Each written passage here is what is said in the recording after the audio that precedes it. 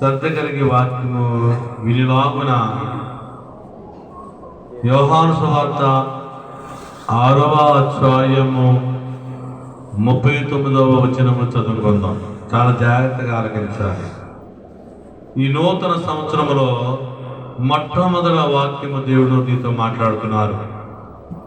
ఆయన నాకు అనుగ్రహించిన దాని అంతటిలో 6వ అధ్యాయము 39వ వచనము. ఆయన నాకు అనుగ్రహించిన దాని అంతటిలో నేనేమియూ పోగొట్టుకొనగా అంత్యదినమున దాని లేపుటయే నన్ను పంపిన వాని చిత్తమై ఉన్నది. నా ఇష్టము నెరవేర్చుకొనుటకు నేను రాలేదు. నన్ను పంపిన వాని చిత్తము నెరవేర్చుటకే పరలోకము నుండి దిగి వచ్చి తెలిసిన ప్రార్థన. మహోన్నతుడానికి వందనములు, దేవానికి స్తోత్రములు. వాక్యమైన దేవా నీకే వందనములు తండ్రి. ఆది సంభూతుడా, సర్వాంతయామి, సర్వ సృష్టి గొప్ప దేవా నీకే వందనములు. నీ వాక్యము బోధిస్తూ ఉండగా నీ దాసుడను నన్ను నిష్కాడును మరుగుపరుచుకోండి. నీ బిడ్డలైన మాట్లాడి మీరు మహిమ పొందుకోండి. మా హృదయాలు సరిచేయండి. ఈ వాక్యము ద్వారా నిత్య గొప్ప ధన్యత మాకు ఇమ్మని మా మధ్యకి వాక్యాధారిగా వచ్చి వాక్యమును బోధించుతున్నా మంచి బోధకుడైన యేసువారి నామం అడుగుచు వేడుకుంటున్నాము తండ్రి, ఆమేన్. గుండె చెదరిన వారిని బాగు చేయువాడని, గుండె చెదరిన వారిని బాగు చేయువాడని, వారి గాయములన్నీయు కట్టుచున్నవాడని, దేవునికి స్తోత్రము గానము చేయుటయే మంచిది. మనమందరము స్తుతి గానము చేయుటయే మంచిది. ప్రభువు గొప్ప వాడను, అధిక శక్తి సంపన్నుడు. ప్రభువు గొప్ప వాడను, అధిక శక్తి సంపన్నుడు. జ్ఞానమునకు ఆయనే మితియులేని వాడని, దేవునికి స్తోత్రము గానము చేయుటయే మంచిది. మనమందరము స్తుతి గానము చేయుటయే మంచిది. దేవునికి మహిమ కలుగునుగాక, ఆయనకి కీర్తి కలుగునుగాక. బలో యేసు మహారాజుకి, రాజులకు రాజుకి, రానున్న మెస్సీకి, బలో యేసు మహారాజుకి. దేవునికి మహిమ కలుగునుగాక. ఇలా చూడాలి. అందులో ఇక్కడ యేసుక్రీస్తు వారు మాట్లాడుతున్నారు. ఏం మాట్లాడుతున్నారు? నా ఇష్టము జరిగించడానికి రాలేదు, దేవుని చిత్తము జరిగించడానికి నేను పరలోకం నుంచి వచ్చాడు. యేసుక్రీస్తు వారు ఈ లోకానికి ఎందుకు వచ్చారంటే మనం చాలా ఒక మాదిరి చూపించడానికి వచ్చారు. మాదిరి అంటే ఆయన ఎలా నడిచాడో నీవు కూడా అలా నడవాలని నీకు మాదిరి చూపించడానికి వచ్చాడు. మనిషి దారి తప్పుతున్నాడు. మనిషి దారి తప్పుతుంటే దేవుడే దిగి వచ్చి నువ్వు ఎలా నడవాలో చెప్పడానికి వచ్చాను. ఆయన చెప్తున్న మాట, నేను నా ఇష్టము జరిగించుటకు రాలేదు, దేవుని చిత్తము జరిగించడానికి ఈ లోకానికి వచ్చానని దేవుడు చెప్తున్నారు. అలాగనే అపోస్తుడైన పౌలు కొలసీ సంఘానికి ఒక ఉత్తరం రాస్తూ, చూడండి ఆ మాట, కొలసీలు రాసిన పత్రిక 4వ అధ్యాయము 12వ వచనము. మీలో ఒకడును క్రీస్తు యేసు దాసుడై ఎఫ్రాయిము వందనములు. మీరు సంపూర్ణలను ప్రతి విషయములో దేవుని చిత్తము గూర్చి సంపూర్ణత నిశ్చయగలవారనై నిలకడగా ఉండవలనని ఇతడు ఎల్లప్పుడూ మీ కొరకు తన ప్రార్థనలో పోరాడుతున్నాడు. ఇక్కడ ఎఫ్రాయిం అంట, ఎఫ్రా, నువ్వు ఎల్లప్పుడూ దేవుని చిత్తము జరిగించేవాడిలా ఉండాలని ప్రార్థనలో యాచనలు చేస్తున్నాడట. అదొందా, ఒక మనిషి దేవుని చిత్తము జరిగిస్తే ఏం జరుగుతుందో చూద్దాం. అదొందా, ఒక మనిషి దేవుని చిత్తం జరిగిస్తే దేవుడు ఏం చేస్తాడో చూద్దాం.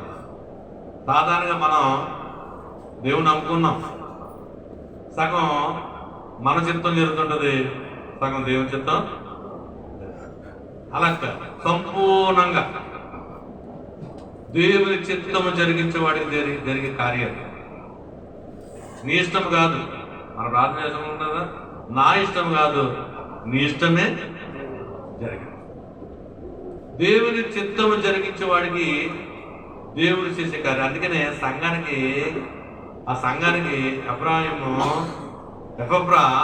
ప్రార్థన చేస్తూ అడుగుతున్నాడు, అయ్యా ఎల్లప్పుడూ దేవుని చిత్తము జరిగించినాక ఈ సంఘాన్ని తీర్చిదిద్దాను. ఎందుకు ఏంటంటే దేవుని చిత్తం జరిగితే ఎన్నో గొప్ప కార్యం చేస్తాడు. నువ్వు దేవుని చిత్తం జరిగిస్తే జరిగే కార్యం, నీ ఇష్టం జరిగితే, నీ ఇష్ట ప్రకారం చేస్తే నువ్వు అనుకుని జరగకపోవచ్చు. దేవుని మీద ఆధారపడాలి. ఒకటి, నువ్వు దేవుని చిత్తం జరిగిస్తే ఏం జరుగుతుందో మనం చూద్దాం. సామెతల గ్రంథము 3వ అధ్యాయము 6వ వచనము. నీ ప్రవర్తన అంతటయందు ఆయన అధికారం ఒప్పుకొనుము, అప్పుడు ఆయనని తోవలను సరళము చేయను. దేవునికి మహిమ కలుగును గాక. దేవుని చిత్తానికి నువ్వు ఎవరు సమర్పించుకుంటే నీ తోవలను ఏం చేస్తాడంట? సరళం చేస్తాడటండి. నువ్వు ఎందుకు కొరకు వచ్చావు? దాన్ని సరళం చేసేస్తాడు. దోస్తా, ప్రియమైన సోదరుడా, ఏదైనా ఒక పని నువ్వు మొదలు పెడితే కొన్ని ఆటంకాలు ఉండొచ్చు, అర్థమవుతుందండి. ఏమైనా చిక్కు ప్రశ్నలు ఉండొచ్చు, ఆటంకాలు ఉండొచ్చు, అభ్యంతరం ఉండొచ్చు, ఓ పని మొదలెడుతుంటే. కానీ దేవుని చిత్తం జరిగించేవాడికి ఆటంకాలు తీసేస్తాడు దేవుడు. నీ తోవలను సరళం చేస్తాడట. దేవుడికి మహిమ కలుగునగాక, దేవుడికి స్తుతి కలుగునగాక. ఎవరి చిత్తం నెరవేర్చని? దేవుని చిత్తం నెరవేర్చని. దేవుడు అనుకున్నట్లుగా చేస్తాడు. మన సిలువ సువార్త మహాసభలో 100వ కూడా దేవుని చిత్తం. అట్లొచ్చాయి, ఆటంకాలు వచ్చాయి, చిక్కు ప్రశ్నలు వచ్చాయి. మరి త్రోవను సరళం చేసేది లేదా? ఆగిపోయిందా? ఆగలేదు కదా, ఆగలేదు. ప్రియమైన సోదరు, ఎందుకు ఈ పని చెప్తానంటే దేవుని చిత్తం నెరవేరితే. దేవుని చిత్తం ఏంటి? 100 కోటాలు చేయమని. నేను చేయలేదంటే 50 చేస్తానంటే చిక్కులు పోతాయా? అభ్యంతరాలు పోతాయా? ఆటంకాలు అలా వస్తూనే ఉంటాయి కూడా. నువ్వు ఎక్కడికి వెళ్ళినా అంటే నువ్వు ఏ పని చేసినా నీ ఏం పని చేసినా మట్టి అయిపోతుంది అంటుంటారు మంది. అయిపోతుంది మరి నీ ఇష్ట ప్రకారం చేస్తా. దేవుని చిత్త ప్రకారం చెయ్యి, మట్టి బంగారం అయిపోతుంది. నేను ఎక్కడ అడిగితే అక్కడ బసం అయిపోతున్నాను అంటుంటారు. ఏ పని పట్టుకుని అవసరం. ఎందుకు అవదు? నువ్వు దేవుని చిత్తం జరిగితే నీ పని ఆయన తోవేస్తుంది. అలా కాకుండా నీ ఇష్ట ప్రకారం చేస్తే దేవుడు ఏమి చేయలేడు. అడ్డులు వస్తాయి, ఆటంకాలు వస్తాయండి. ప్రతి పనిలో ఉంటే అడ్డు ఆటంకాలు.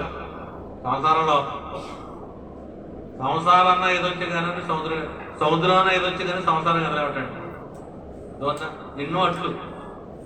సంసారం అన్న సముద్రం అన్నా ఏదొచ్చే కానీ సంసారాన్ని అంటే సముద్రం కన్నా ఎక్కువ కష్టమైంది సంసారం లాక్కెళ్తాం. ఎన్నో అడ్లు, ఆటంకాలు, అభ్యంతరాలు, చిక్కులు, ప్రశ్నలు ఇవన్నీ పోయి నీ మార్గం సరదాగా వెళ్ళిపోవాలనుకోండి, నువ్వు దేవుని చిత్తం నెరవేర్చాలి. దేవునికి మహిమ కలుగును గాక. సౌలు దావీదుని చంపాలని ప్రయత్నం చేస్తున్నాడు. చేస్తాం లేదా అని సౌలు రాజు దావీదుని చంపాలని చూస్తున్నాడు. ఎందుకు చూస్తున్నాడు? చెప్పాలి. మీరు ఆది క్రైస్తవులు, బైబిల్ అంతా చదివారు. చెప్పాలి. ప్రశ్నకి సమాధానం చెప్పాలి. చాలా సింపుల్ ప్రశ్న. సౌలు రాజు దావీదుని ఎందుకు చంపాలనుకుంటున్నాడు?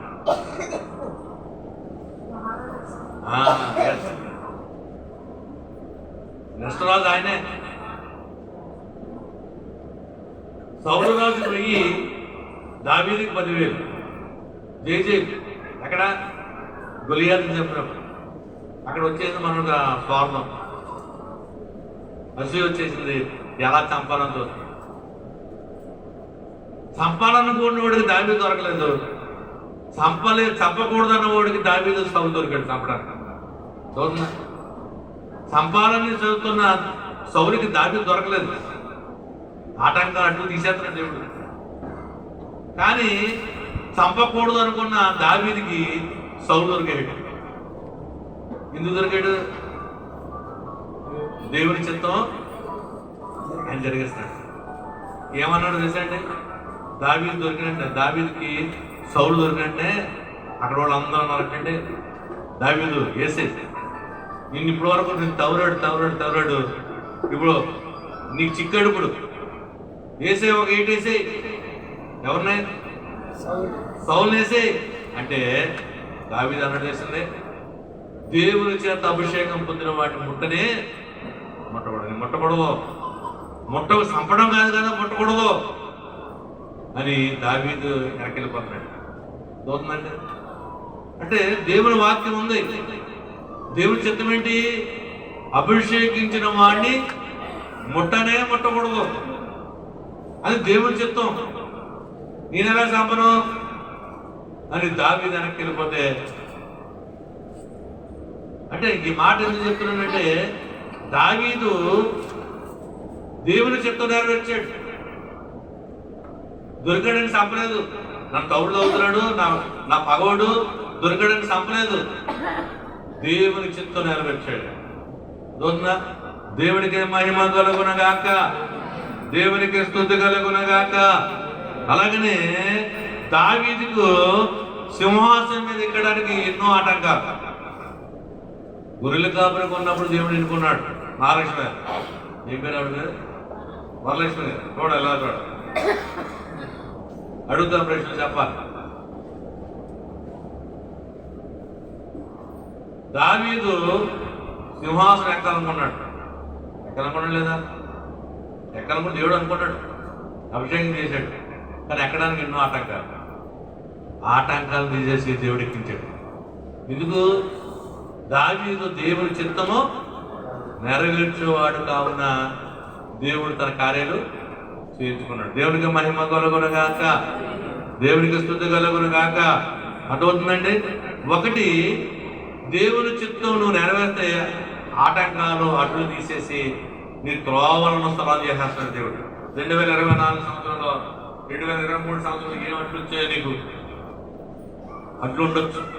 నీ కార్యాలు అవటానికి, నీ బిడ్డలకు వివాహాలు అవడానికో, ప్రతి ఇల్లు కట్టుకోవడానికో, సంథింగ్ ఏదో అడ్డు ఉండొచ్చు. 2024 చెప్తున్నాడు, నువ్వు దేవునికి అప్పగించుకో, దేవుని చిత్తం నెరవేరడానికి సిద్ధపడు. అప్పుడు దేవుడు నీ మార్గం సగం చేస్తాడు. అలా కాకుండా నా జ్ఞానం, నా తెలివితేటలను ప్రయత్నిస్తే నువ్వేమీ చేయలేవు, చేయబడలేవు. దేవుని చిత్తం నెరవేర్చాలి. దేవునికి మహిమ కలుగునగాక, దేవునికి స్తుతి కలుగునగాక. రెండోది, దేవుని చిత్తము నెరవేర్చి నువ్వేం జరుగుతుంది చూద్దాం. మార్కు సువార్త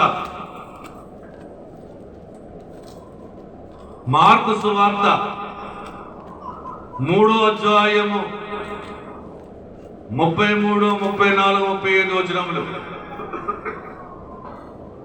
మార్కు సువార్త.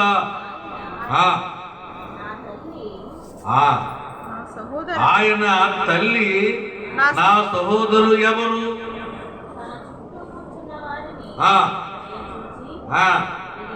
ఇదిగో నా తల్లియు దేవుని చిత్తము చెప్పున జరిగించువాడే నా సహోదరుడు, నా సహోదరియు, నా తల్లి అని చెప్పిన దేవునికి మహిమ కలుగునుగాక. ఇలా చూడాలి, యేసుక్రీస్తు వాళ్ళ దగ్గర కూర్చుంటే ఆయన తల్లిని అతని సహోదరులు వచ్చినట్టండి. వస్తే కూర్చున్న వాళ్ళు అంత అన్నారంటే, అయ్యా యేసయ్యా, నీ తల్లి వచ్చింది, నీ సహోదరులు వచ్చారంటే యేసుప్రభు ఏమన్నా తెలుసా? ఎవరు నా తల్లి, ఎవరు నా సహోదరులు, ఎవరు దేవుని చిత్తము నెరవేర్చేవారే వారే నా సహోదరులు.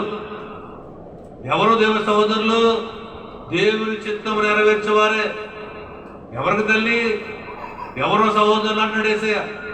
బాగా ఆలకించాలి మీరు.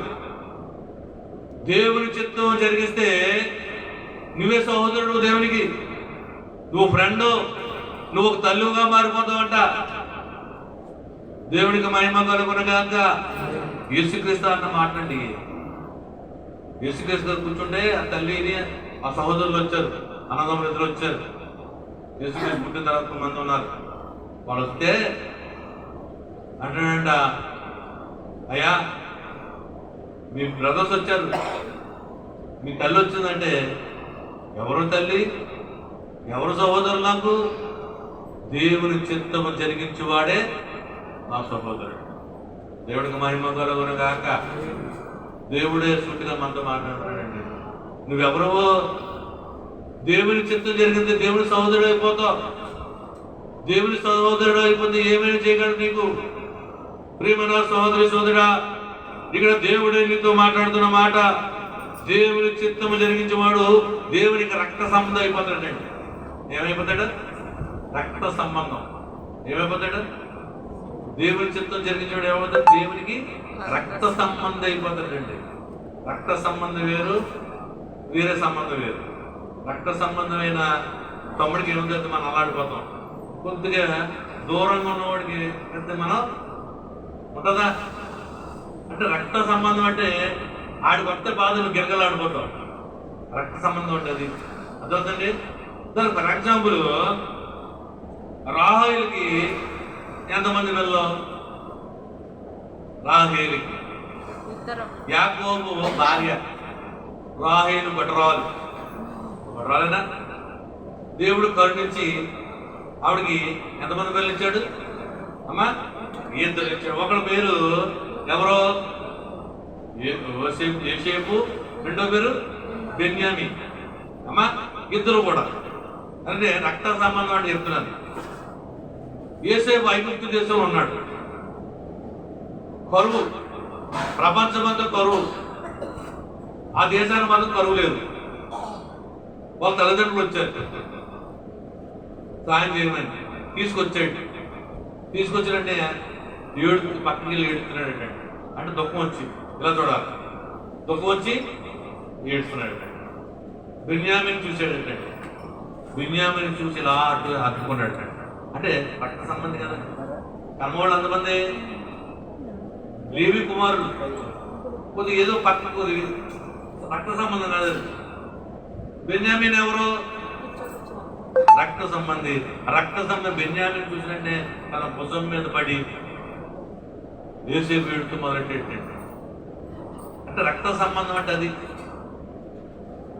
దేవుడికి మహిమ కలుగును గాక.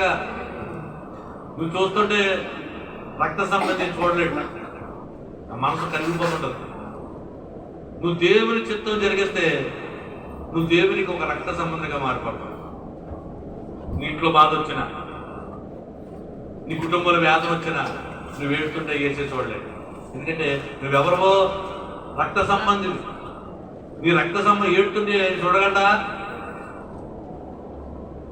ఒకటి, నీ త్రోవలను సరళం చేస్తాడు.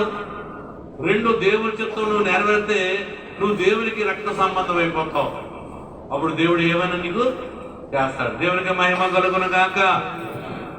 మూడోది, యోహాను సువార్త 9వ అధ్యాయము 3వ వచనము.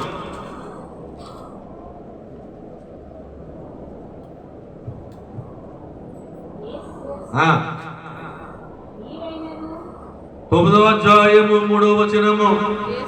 దేవుడు యోహాను సువార్త 9వ అధ్యాయము 3వ వచనము.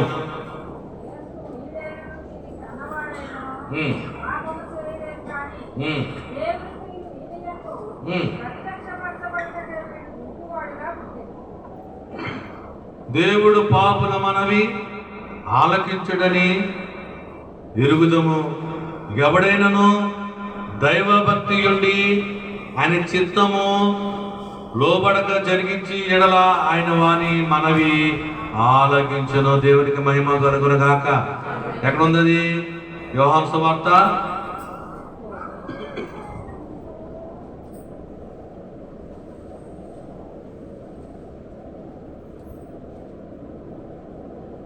అంటే మూడోది అమ్మ 31 చదవండి.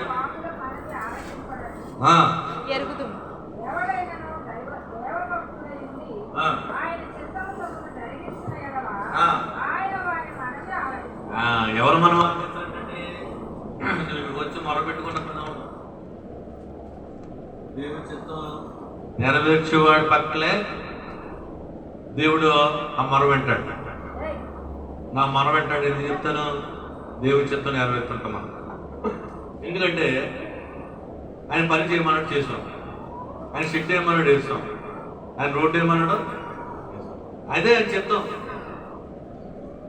ఆటో కొనమన్నాడు, నా బిడ్డలో బలహీనంగా ఉన్న నా బిడ్డలను ఆటోలో తీసుకురా, నేను ప్రార్థన చేసి స్వస్థపడతాను.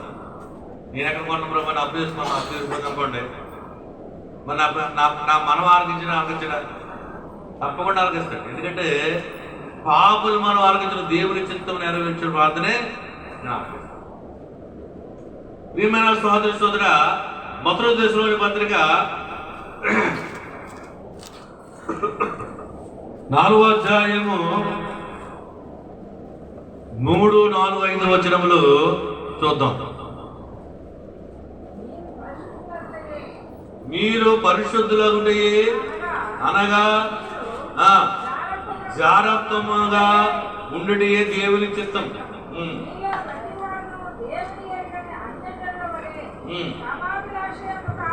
జాగ్రత్తవానికి దూరంగా ఉండుటే దేవుని చిత్తము. 4వది, మీలో ప్రతివాడును దేవుని ఎరిగి అన్యజనులే కాకుండా పరిశుద్ధత యందును ఘనత యందును తన ఘటమును ఎట్లు కాపాడుకోవాలో అనేది దేవుని చిత్తం. దేవుని చిత్తం అంటే ఏంటో తెలుసా? అంటే ఏంటంటే దేవుని చిత్తం అంటే ఇక్కడ అన్నాడు, మీరు పరిశుద్ధులవుతే దేవుని చిత్తం. ఏ చిత్తం అంటే జాగ్రత్త నుండి దూరంగా ఉండటమే. అంటే జాగ్రత్త అంటే పాపానికి దూరంగా ఉండటమే దేవుని చిత్తం. నువ్వు వాడితో వెళ్ళిపోయి పాపం చేస్తే అది నీ ఇష్టం. అదవుతుందండి.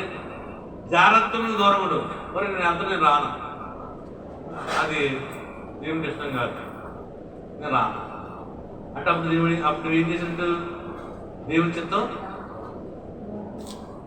అలా కాకుండా నువ్వు రమ్మన్నా కదా వెళ్ళిపోతే అది నీ ఇష్టం జరిగింది. నీ పని అవుతుంది. నీ మనం వాళ్ళకేస్తాడా? నువ్వు ఎన్నిసార్లు రా, ఎన్ని శనివారాలు రా, నీ పని అవ్వదు. ఎందుకంటే నువ్వు నీ ఫ్రెండ్ మాట ఆలోచించే తప్ప దేవుడి మాట జాగ్రత్తవానికి దూరంగా ఉంది అమ్మా. అలాగనే పరిశుద్ధులవుటకు ఘనత యందు తన ఘటమును ఎట్లు కాపాడుకోవాలో తెలుసుకోవాలి. ఏది పాపమో తెలుసుకోవాలి, ఏది దేవునికి ఇష్టం కాకుండా ఉన్నదో నువ్వు తెలుసుకుని ప్రయత్నించడమే దేవుని చిత్తం. నాకు తెలుసు కదండి ఏది ఇష్టం. సినిమాకి వెళ్తాం, అది మంచిదా చెడుదా? సీరియల్ చూడటం, దేవుని వాక్యం చూడకుండా సీరియల్ చూడటం, అది తప్ప పాప? తప్ప బయట తప్పే. నువ్వు అది గ్రహించాలి. నువ్వు ఎరిగి ఉండటమే దేవుని చిత్తం. దేవుని చిత్తం ఏంటి? అది పాపం. నేను అక్కడికి వెళ్ళకూడదు. నువ్వు ఎరిగి ఉండటమే. నువ్వు చూడకూడదు, నేను దాన్ని చూడకూడదు. ఎరిగి ఉండడమే దేవుని చిత్తం.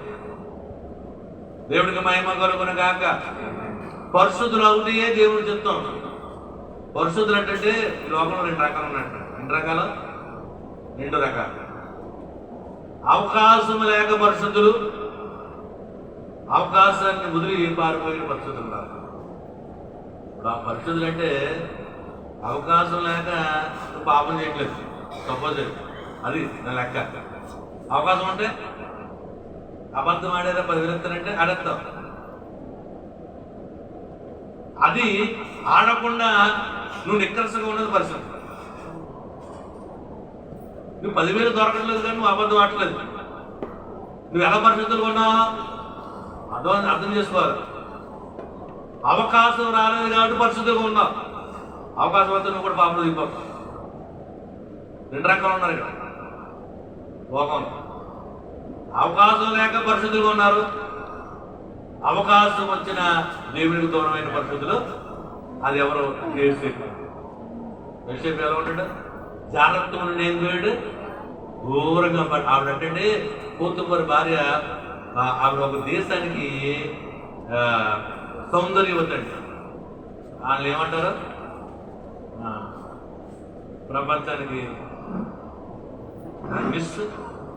మిస్ వరల్డ్, మిస్ ఇండియా అంటే ఒక దేశానికి అందగెత్తాడు పొద్దుమరి భార్య. అలాంటి చేతుల నుంచి పారిపోడు.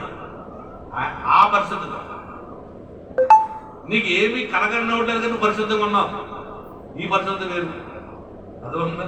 ఇప్పుడు సేవకులకి కొన్ని కనబడినవాడు దేవుడు. అవకాశం వస్తే ఇంకో అపవిత్రైపోతాయి. అవకాశం రానివాడు. అవకాశం రాని పరిస్థితులు, అవకాశం వచ్చిన పారిపోయే పరిస్థితులు. 2 రకాల పరిస్థితులు. దేవుడికి మహిమ కలుగును గాక. మీరు బాగా అర్థం చేసుకుని మాట. నేను బాగా ఉన్నానండి, నేను అబద్ధం ఆడినండి బాగున్నాను. అబద్ధం ఆడే సమయం వచ్చినప్పుడు ఒక 10,000 ఇస్తారంటే నా అబద్ధమే కదా ఆడేస్తారు. అది కూడా నీకు రానవట్లేదు. ఎందుకంటే నువ్వు అపవిత్రం అయిపోతావు. మనకి చూస్తుందా? నువ్వు పరిశుద్ధులుగా ఉండటయే దేవుని ఇష్టం, దేవుని చిత్తం. నువ్వు పరిశుద్ధులుగా ఉండాలంటే ఈ చేత అబద్ధం ఆడినకూడదు. నీకు అలాంటి అవకాశం రానకూడదు. దేవుడు అలాంటి పరిస్థితులు ఉన్నారు. అవకాశం వచ్చినా తీసుకోలేని పరిస్థితులు కూడా 2 రకాల పరిస్థితులు. అమ్మా, దేవుడికి మహిమ కలుగునగాక, దేవునికి స్తుతి కలుగునగాక. అర్థమైందా? 1 దేవుని చిత్తం జరిగిస్తే ఏం జరుగుతుంది?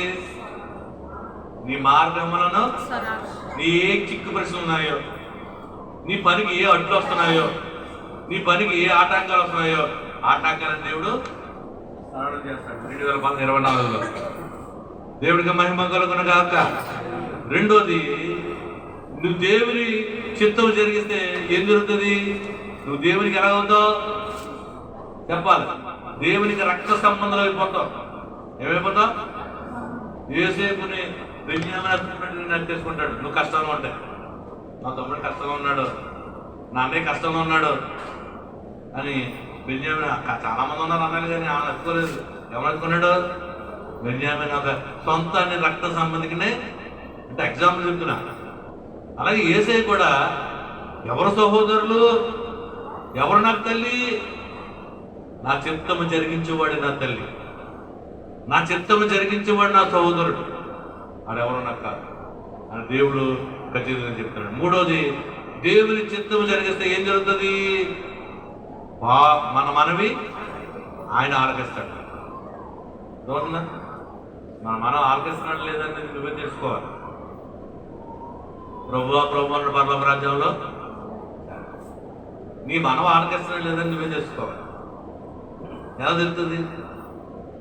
నువ్వు దేవుని చిత్తం నెరవేర్తే. దేవుని చిత్తం ఏంటి? గుడిలో నమ్మ ముసుగేసుకుంటావు, బయటకు వెళ్తే ముసుగు తీసి రారా అంటాం. అక్కడ ఎలా కుదురుతుంది? దా చూసుకుందాం అంటుంటాం. ఇక్కడ వినయంతో ఉంటావు, విధేయతతో ఉంటావు. బయటకు వెళ్తే ఆ విధేయత పక్క పెట్టేస్తావు. నువ్వో నేను అంటూ ఇక్కడ ఎలా ఉన్నావో అక్కడ దేవుని చిత్తం అదే. దేవుడికి మహిమ కలుగును కాక. ఆశామాసిగా ఇవ్వడం దేవుడు. దానికి ఒక కొలబద్దలు ఉంటుంది, ప్రతిదానికి ఒక పని చెయ్యాలి. పని చేయకుండా ఫోన్ చేయకూడదు అన్నాడు దేవుడు. పని చేయకుండా నువ్వు పని చేసిన తర్వాతే దేవుని అడగాలి. ఏ పని? దేవుని చిత్తం నెరవేర్చాలి. ఏంటి దేవుని చెప్పేది? పని ఏమిటి? దేవుని చిత్తం ఏమిటి? దేవుని చిత్తం జాగ్రత్తగా నుండి దూరంగా ఉండడం, పరిశుద్ధులుగా ఉండటం, పరిశుద్ధులకి అడ్డుగా ఉన్నది నువ్వు గ్రహించుకుంటావు. అన్యజనులే కాకుండా నువ్వు దేవుని కలిగిన వాడు అని నువ్వు గ్రహించి ఏది పాపానికి ఉందో ఆ పాపాన్ని గ్రహించడమే దేవుని. నీకు తెలుసు కూతురు ఆడకూడదని, గ్రహిస్తున్నాం కానీ ఆడలేకుండా. అప్పుడు దేవుని చిత్తం నెరవేర్చలేదు అక్కడ. అప్పుడు నీ మనం ఆలకిస్తాడా? ఆలకించాడు. నీ మనం ఆలకించాలంటే నీలో ఉన్న అడ్డు తీసేసుకోవాలి, ఆ పాపాన్ని అడ్డు తీసేసుకోవాలి. నాలుగోది, మొదటి యోహాను 2వ అధ్యాయము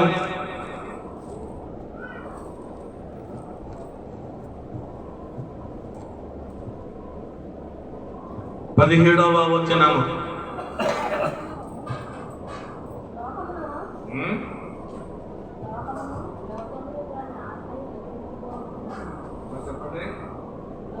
లోకమును తన ఆశ గతించిపోతున్నవి గాని దేవుని చిత్తము జరిగించేవాడు నిరంతరము నిలుచును. ఇలా చూడాలి. దేవుని చిత్తం జరిగించేవాడు అంటే ఎలా ఉంటాడండి? నిరంతరము నిలుచుంటాడంటండి. గడిపోవడం ఒకలాగా ఉంటాడట.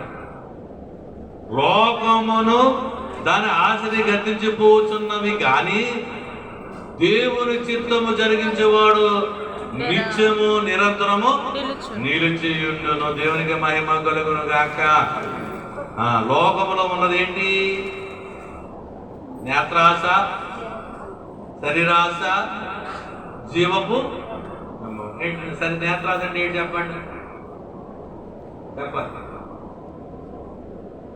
నేత్రాశ అంటే ఏంటి?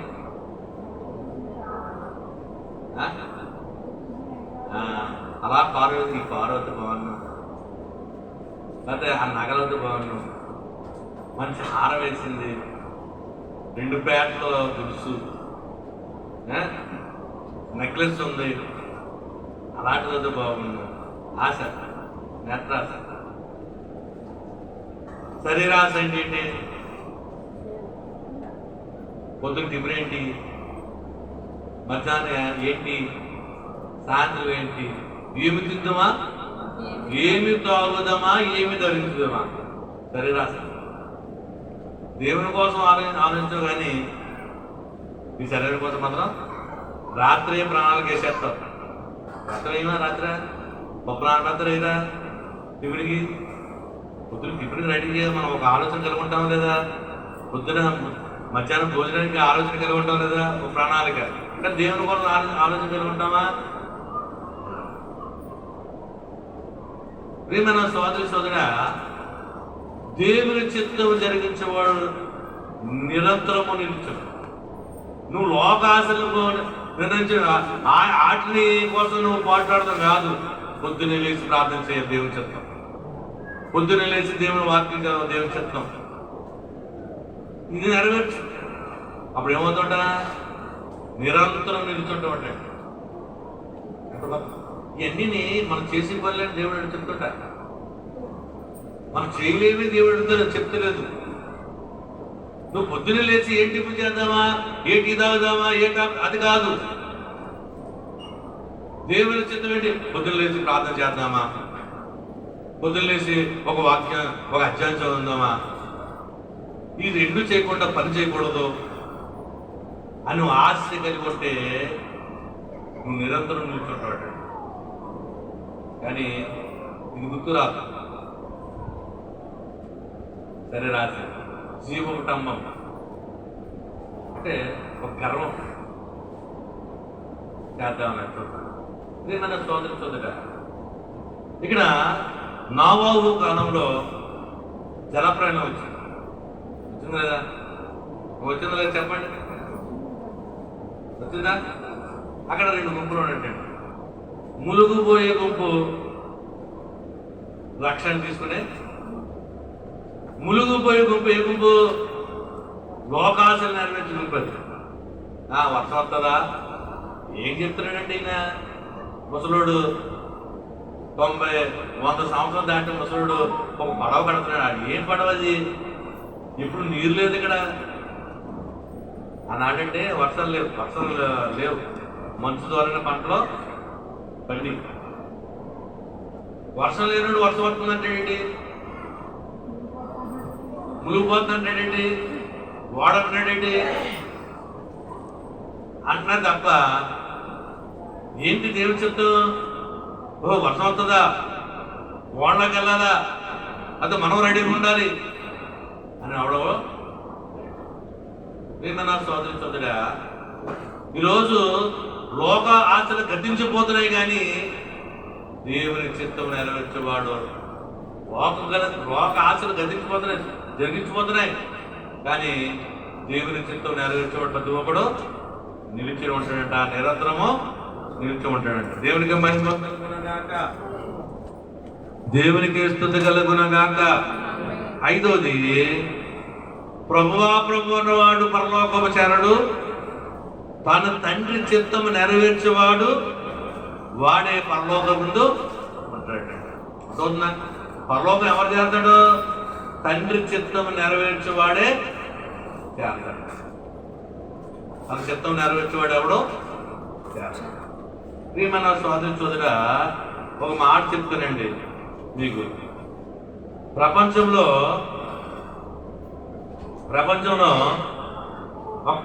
ఒక్క సెకండ్కి 2 చనిపోతున్నారండి. ఎంతమంది? 2. ఒక్క నిమిషానికి, ఒక్క సెకండ్కి, 1 నిమిషానికి 120 మంది చనిపోతున్నారండి. 1 నిమిషానికి 2, 1 సెకండ్కి 2, 1 నిమిషానికి 120 మంది. 1 గంటకి 7,200 మంది చనిపోతున్నారు. 1 గంటకి. అదే 1 రోజుకి 1,72,000 మంది. 1 సంవత్సరానికి 7 కోట్ల మంది చనిపోతున్నారు. అంటే ఈ లెక్కని చెప్పాడు తెలుసా? ఏ రోజు ఏం జరుగుతుందో సెకండ్కి 2 ఎగిరిపోతున్నారు. సెకండ్ అంటే ఇలా అన్నప్పుడు సెకండ్ అయిపోతుంది. 2 ఏమైపోతున్నారు? 1 నిమిషం అంటే ఎంతసేపు? 120 మంది అప్పుడు ఎగిరిపోతున్నారు.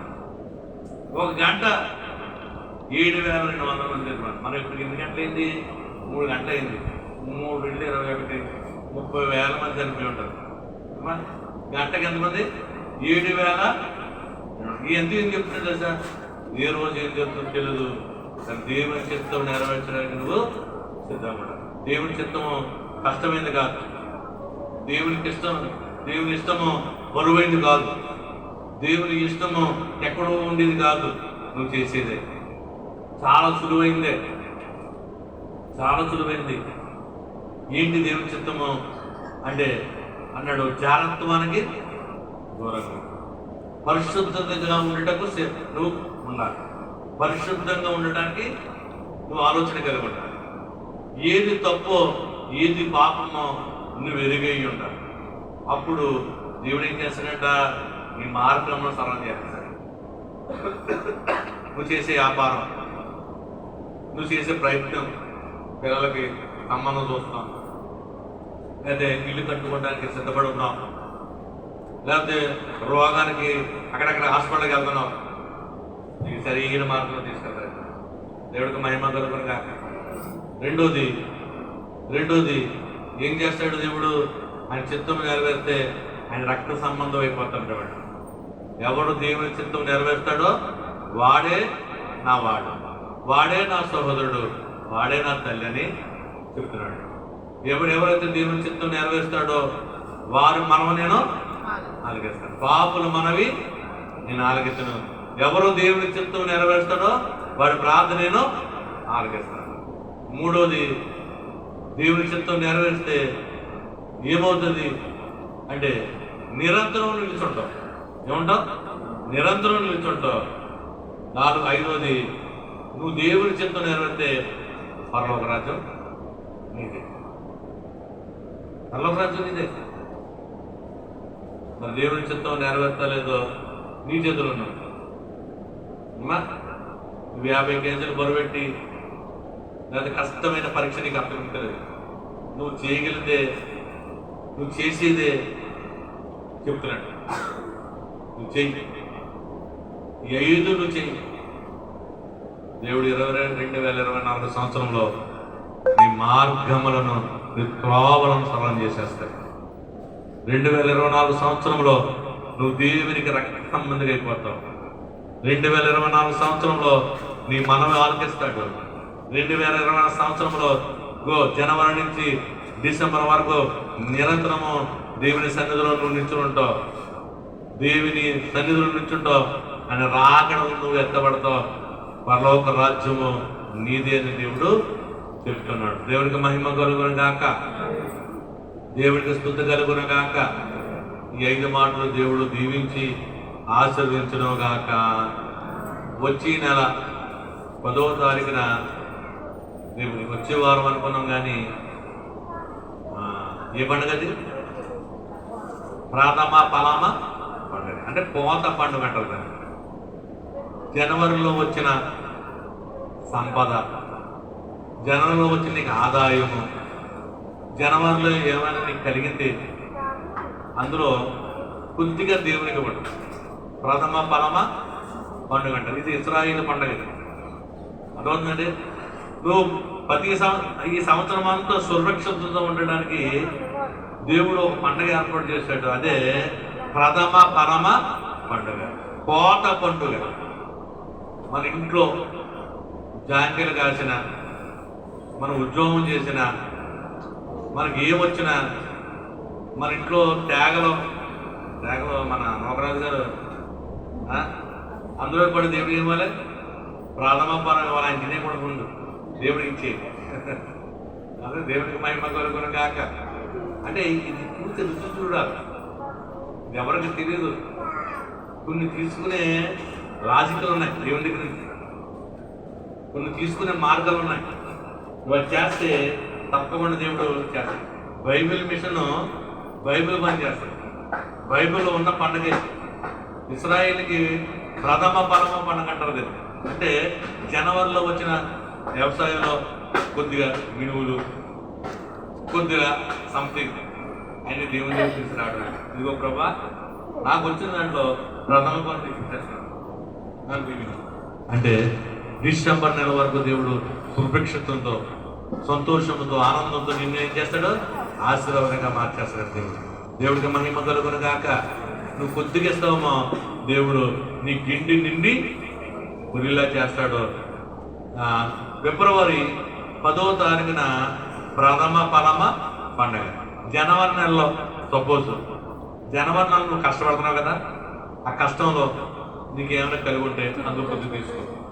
లేదంటే నువ్వు తింటున్నావు కదా, తిండి దేవుడు ఇస్తున్నాడు కదా, ఆ దేవుడి దాంట్లో కొద్ది బియ్యం తీసుకో, కొద్ది పప్పు తీసుకో, కొద్ది కందిపప్పు తీసుకో, నాకు ఇచ్చావు, ఇదిగో నీకు ఇస్తాను.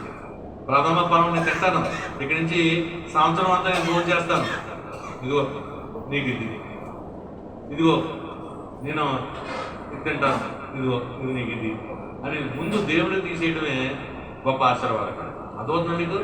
ప్రథమ ఫలం అంటే మనం తినేది కన్నా ముందు దేవుడికి ఇవ్వటమే ప్రథమ ఫలం. జనవరి నెలలో కష్టపడింది, ఇంకా ఫిబ్రవరిలో మనం స్టార్ట్ చేస్తాం కదా, ప్రభా నీకు ఇచ్చేస్తాను, ఇదిగో నా ప్రథమ ఫలమా నీకు ఇదిగో.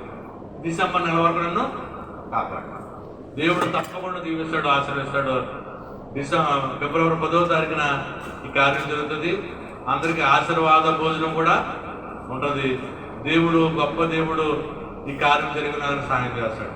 అలాగనే కార్లో కాంప్లెట్స్ ఉంటే పెట్టండి. బైబిల్ విషయం సభలు దేవుడు జరిగిస్తున్నారు. గన్నవరంలో అంటే విజయవాడ దగ్గరలో. ఇక్కడి నుంచి పాసెంజర్ ఉంది, 90 రూపాయలు టికెట్. 100 ఏం కాదు, ఎన్ని రూపాయలు? 90 రూపాయలు. అటు ఇటు 180 రూపాయలు ఖర్చు ఎక్కలేదు. ఆ సభలో టిఫిన్ ఉంటుంది, ఆ సభలో టీ ఉంటుంది, ఆ సభలో భోజనం ఉంటుంది, మంచి భోజనం ఉంటుంది. ఆ సభలో పడుకోవడానికి మంచి సౌకర్యం ఉంటుంది. ఆ సభలో బాత్రూమ్స్ మంచి అంటే టాయిలెట్స్ నువ్వు ఎక్కడికో వెళ్ళకపోగలదు, అన్ని స్నానాల గదులు అన్ని ఏర్పాటు చేసుకున్నారండి. ఆ సభలో నువ్వు అడుగుపెట్టి చాలా మంది గొప్ప కార్యం చేశాడు.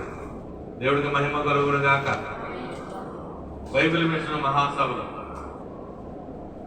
ఈ సభలో అడుగుపెట్టిన వాడికి బోర్డు కార్యం చేశాడు. ఈ సభలో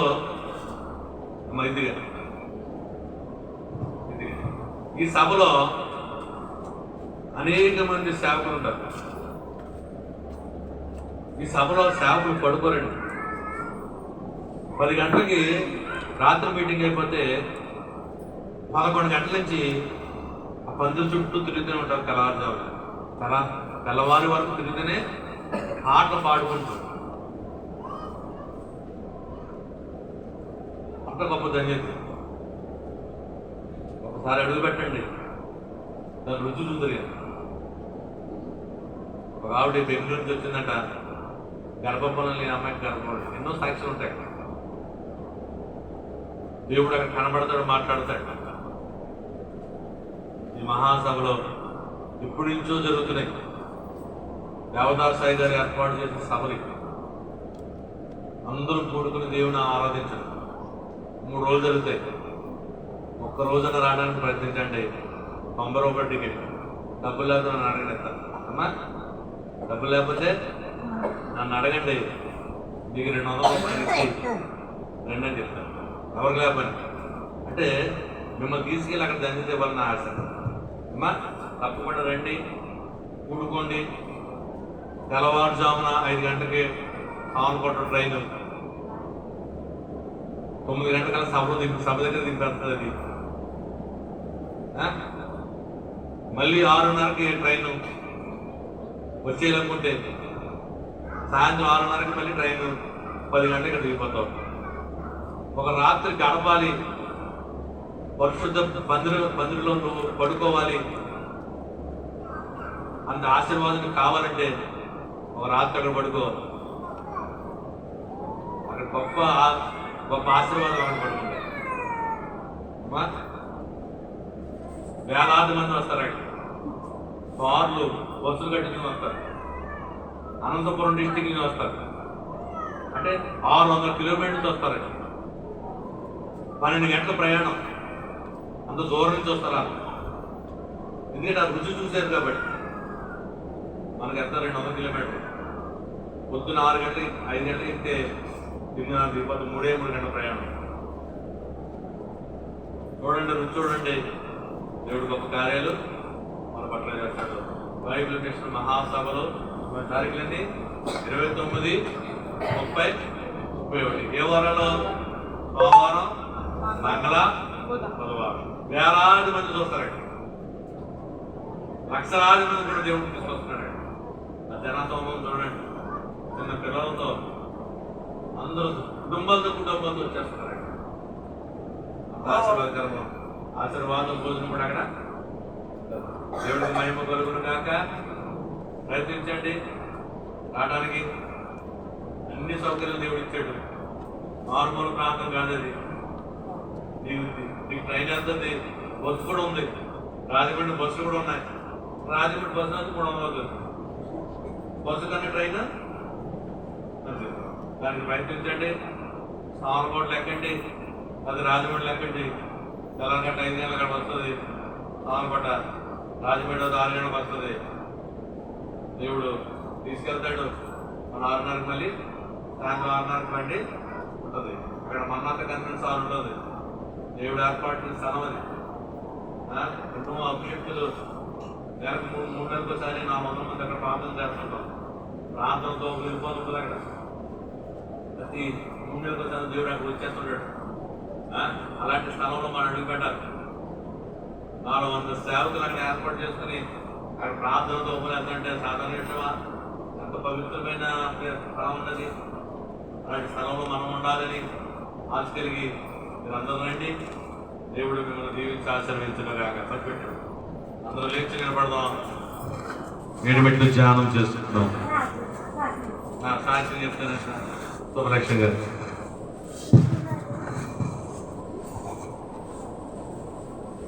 దేవుడికి వందనాలండి. అయ్యగారికి అమ్మగారికి వందనాలండి. వచ్చిన సోదరులకు అందరికీ వందనాలండి. నా భర్త అయితే అండి చాలా తాగుబోతండి. అంత చెప్పినా కానీ ఆలకిచ్చేవాడు కాదండి. మేము ఎంత చెప్పినా కానీ మాట పట్టించుకునేవాడు కాదండి. అలాగున్నాక రాజమండ్రి గుడికి నెలకోసారి తీసుకెళ్ళి తాగేసి వచ్చేవాడండి. నేను తాగలేదని అబద్ధం ఆడేవాడండి. మొన్న అయితే చాలా సీరియస్ అయిపోయిందండి. ఇప్పుడంటే అయ్యవారి హాస్పిటల్ తీసుకెళ్ళామండి. తీసుకెళ్తే అక్కడ చూసి తీసి రాజమండ్రి పంపారండి. కాకినాడ ఎట్టుకెళ్ళి పడితే మాకు తిండికి పోబట్టి రాజమండ్రి రాసిచ్చారండి. తీసుకెళ్ళి అట్టుకెళ్ళారండి. నీరెట్టిందమ్మని చెప్పారండి. చెప్పి వచ్చాక మళ్ళీ మెండపేట క్యానికి మళ్ళీ రాశారండి. మళ్ళీ రాసి మళ్ళీ మెండపేట క్యానికి కూడా తీసుకెళ్ళామండి. తీసుకెళ్తే మళ్ళీ కాకినాడ తీసుకెళ్ళిపోండి, ఇక్కడ పని చేయడం మనిషికి నీరెట్టేసిందని చెప్పారండి. చెప్తే తండ్రి ఉన్నాం నా పట్టిలో మేలు చేసావయ్యా. 1 కాదు 2 కాదు నీ చేతిలో నిలబెట్టామంటే నా శక్తి నా బలము కాదండి. మా అమ్మ అక్కడ ప్రార్థన చేసుకునేవాళ్ళు అండి.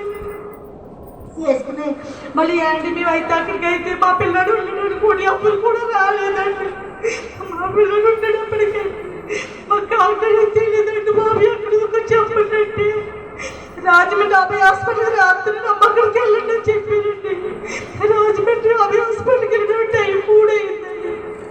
ఆయనకి వెళ్ళగానే 3 క్యానింగ్లు చెప్తానమ్మా. 3 క్యానింగ్లు మంచి కొత్త ఆపరేషన్ చేస్తే లేకపోతే మేము చేయము, చేయడం ప్రమాదం ఉందని చెప్పారండి. తండ్రి పరిస్థితి అండి. అప్పుడు 2 రోజుల ముందు అయ్యగారు ప్రార్థన చేసేవాడు చెప్పానండి. అయ్యగారు ప్రార్థన చేయండి అయ్యగారని. నేను చేస్తున్నాను, ఇంకేం పర్లేదు బాగా ఉంటుందని చెప్పారండి. సంఘంతో ప్రార్థన చేయించిందని చెప్పామండి. అలాగే అండి అయ్యగారు ముట్టగంత బాగుంటుంది చేస్తే ఎత్తి ప్రార్థన చేసేవారండి. ఫోన్ ఎత్తి తీసుకెళ్ళారు. 3 పరీక్షలు కూడా అంత అందంగా వచ్చాయండి. వచ్చాక అమ్మకి వెళ్ళి 3 గంటలకి పొద్దున్న తెల్లగడ్డ చేసి ఆపరేషన్ అన్నారండి. చేసేయమంటారండి. ఈ పక్క చేసేది ఊపిరి పెట్టారండి. దాని అప్పుడు సీమంతా 10 రోజులు నేనని చెప్పారండి. చెప్తే అలా ఉండొచ్చినప్పటికీ మళ్ళీ కూడా తీసుకుపోయి మళ్ళీ కడుపు పోయండి. మళ్ళీ మనిషి కూర్చోలేప లేకపోయేవాడండి. మళ్ళీ తీసుకెళ్ళామండి. తీసుకెళ్తే మళ్ళీ మందులు ఇచ్చారండి. మందులు ఇచ్చి మళ్ళీ క్యానింగ్లు కూడా చాలా బాగా వచ్చినాయండి. తీసుకొచ్చామండి. గంటపోలాగా ఉన్నట్టు ఉంటున్నాడండి. ఇలాంటి పిండి పళ్ళు ఉన్నాయి అన్నట్టు ఇక్కడ మాత్రం ఎంతగా కాయలాగా ఉంటుంది. క్యానింగ్లో నేను పర్లేదని చెప్పినా మాకు ఎంతో భయం అవుతుందండి. నువ్వు వస్తావు గుడికంటే రాత్రి వస్తానండి. వస్తాను కానీ నల్లేను అన్న పరిస్థితిలో ఉన్నాడు. వంటకంటే ఏం తింటుందండి. మంచి కడుపు చెంపుతో పోతున్నానండి. నా బతుకు మీరు అందరూ ప్రార్థన చేయండి. నా బతుకి సంగతి కొంచెం సాక్షి గంటలు బట్టని అడుగుతున్నానండి. అలాగే నా బిడ్డ కూడా టైంలో గర్వపడుతాను. ఆవిడకి నీటి పడుకున్నా టైలర్ ఉన్నాక నీ రూపాయలు వచ్చిందండి బిడ్డకి. ఆ టైంలో మళ్ళీ హాస్పిటల్ తీసుకెళ్తా బిడ్డకి తీసుకెళ్తా పెట్టండి. ఆ బాబుడు ఏమందంటే బిడ్డకి శిశువు మాత్రం పోలేదమ్మా, ఈ బిడ్డ కూడా శనివారం కాదు మళ్ళీ కానీ తీసుకురావాలని తండ్రి చెప్పచ్చు బాబు. నేను పొంగిపోతున్నాను వాళ్ళ ఆవిడ కూడా తీసుకుని వస్తే ఆ క్యాడు కూడా ఎంతో బాగా వచ్చిందండి. దేవుడు నా పట్ల ఎంతో మేలు చేసేయండి. నాకు నా భర్త నా బిడ్డలకు ప్రార్థనలు పెట్టమని అడుగుతున్నానండి. నా భర్త సన్నిధికి రావడం వారు మర్చిపోతానని అడుగుతున్నాను. మీరు అందరూ ప్రార్థన చేయమని చిన్న చదువు దేవుడు దీవించండి. మరి సుబ్రహ్మణ్యం గారు